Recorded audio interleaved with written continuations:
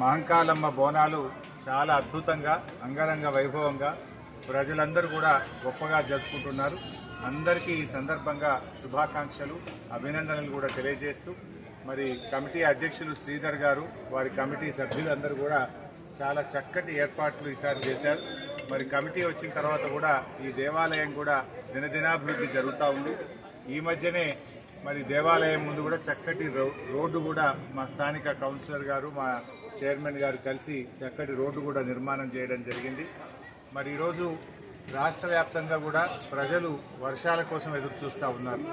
మరి ఆ మహంకాళమ్మ దయతోని రాబోయే రోజుల్లో మంచి వర్షాలు పడాలని ప్రజలందరికీ మంచి పంటలు పండాలని అమ్మవారిని ప్రార్థిస్తూ ఉన్నాం. ఎందుకంటే రాష్ట్రంలో ఈసారి వర్షాభావ పరిస్థితులు కనబడతా ఉన్నాయి. రైతులందరూ కూడా కళ్ళల్లో వత్తులేసుకొని వర్షాల కోసం ఎదురు చూస్తున్నటువంటి పరిస్థితి ఉంది. సో అమ్మవారి దయతోని మరి మంచి వర్షాలు పడాలని నీళ్లు రావాలని చెప్పి అమ్మవారిని ప్రార్థిస్తూ ఉన్నాం. రాష్ట్ర ప్రభుత్వం కూడా ఇప్పటికే మరి కాళేశ్వరం ప్రాజెక్టు నుంచి నీళ్లు తెచ్చే అవకాశం ఉంది. ఈరోజు మేడిగడ్డ దగ్గర దాదాపు 40,000 క్యూసెక్కుల నీళ్లు ఈరోజు ప్రవహిస్తూ ఉన్నాయి. ఇప్పుడు బ్యారేజీ గేట్లు ఓపెన్ ఉన్నప్పుడు కూడా ఆ నదిలో ఉండే ప్రవాహం అనుగుణంగా దాదాపు 4 మోటార్లు నడుపుకునేటువంటి అవకాశం ఉంది. ఎందుకంటే ఈ కరువు పరిస్థితుల్లో కాళేశ్వరం నీళ్లు తెచ్చి చెరువులు నింపుకుంటే రైతాంగానికి మంచి పంటలు పండేటువంటి అవకాశం ఉంది.